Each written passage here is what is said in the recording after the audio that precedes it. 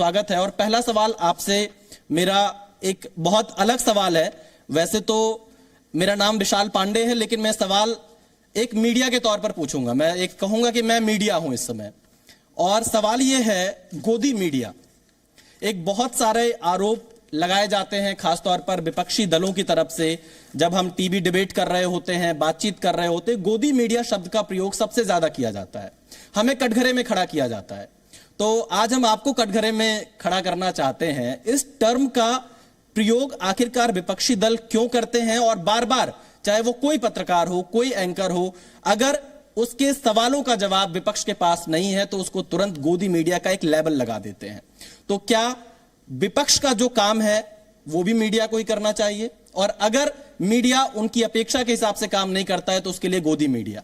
तो क्या आप आज इस पर कुछ कहना चाहेंगे? क्या आप हस्तक्षेप करते हैं तमाम चीजों में जो इस टर्म का प्रयोग किया जाता है विपक्ष की तरफ से? देखिए, लोकतंत्र की खूबसूरती इसमें है कि जो सत्ता में है उससे सवाल पूछे जाएं और उसको अकाउंटेबल, जवाबदेह बनाया जाए जी।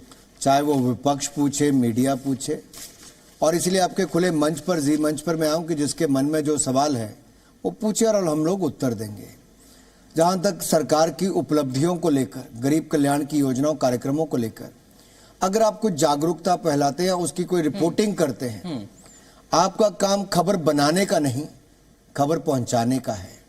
लेकिन कुछ लोग शायद ऐसा सोचते होंगे कि उनके लिए आप खबर बनाइए। आपको वो नहीं करना है, खबर ही पहुंचानी है। और मैं कहना चाहता हूं, अगर देश में आज कुछ अच्छा हुआ है, आज के युवाओं से कहना चाहता हूं, आप में से बहुत लोग पहली बार वोट डालने जाएंगे। पहला वोट देश के लिए, ये हमारा होना चाहिए।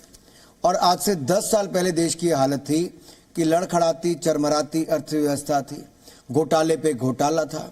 और 9 से 14 की, 2009 से 2014 की बात करें तो उस समय इनमें से अधिकतर लोग, कोई 7-8 साल का होगा, कोई उससे भी छोटा होगा, तो उनको पता भी नहीं होगा कि उस समय 2G घोटाला हुआ, कॉमनवेल्थ खेल घोटाला हुआ, कोयला घोटाला हुआ, अंतरिक्ष देवास घोटाला हुआ, अगस्ता वेस्टलैंड, नेशनल हेराल्ड घोटाले पे घोटाला हुआ।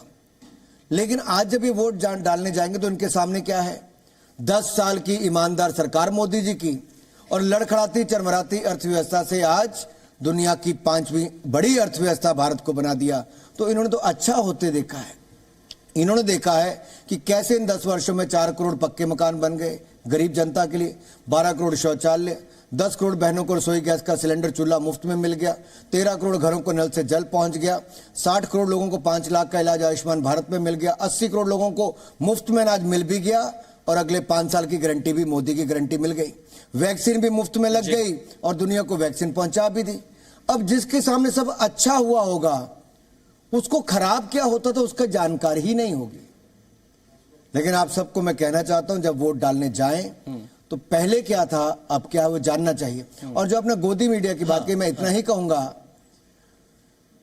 आपको कोई जितना मर्जी दबाने का काम करे, अगर इंदिरा गांधी जी इमरजेंसी लगाकर देश के मीडिया को नहीं दबा पाई तो दुनिया की कोई ताकत नहीं दबा पाएगी, इतना मुझे पूर्ण विश्वास है। देखिए अनुराग जी, मैं इसीलिए, क्योंकि आप सूचना प्रसारण मंत्री हैं और पिछले 5-6 सालों से इस शब्द का प्रयोग सबसे ज्यादा मीडिया के लिए किया जाता रहा, इसलिए मैंने आपसे पूछा। और मैं चाहता था कि आपका जवाब देश भी देखे और जो फर्स्ट टाइम के वोटर्स हैं वो भी देखें, क्योंकि हम लोग को बार बार इस अग्नि परीक्षा से गुजरना पड़ता है। मैं तो एक ही पक्ष का हूं विशाल जी। हमने उस समय इमरजेंसी के समय हमारे पार्टी के नेताओं ने, जनसंघ के नेताओं ने लड़ाई लड़ी इंदिरा गांधी जी की इमरजेंसी के खिलाफ, कि अभिव्यक्ति की आजादी को कुचलना नहीं, फ्रीडम ऑफ प्रेस को कुचलना नहीं। हमारे लोगों ने जेलें भुगती, कई लोगों की हत्याएं तक उस समय भी हुई होंगी। बहुत बड़ा बलिदान हमारी पार्टी ने भी दिया। हम तब भी मीडिया की स्वतंत्रता के साथ थे, आज हैं। मैं अगर 2.5-3 साल अगर मंत्री रहा सूचना प्रसारण, आप अपने चैनल में कभी पिछवा लीजिए, किसी और में, हमने कभी ये नहीं कहा कि आप ये करिए या वो करिए। आप वही दिखाइए जो लोकतंत्र के चौथे स्तंभ यानी कि मीडिया को करना चाहिए। आप स्वतंत्र हैं, आपकी आवाज स्वतंत्र है, इसको और बुलंद करते जाइए, तभी ये लोकतंत्र और मजबूत होगा। यही मुझे कहना है।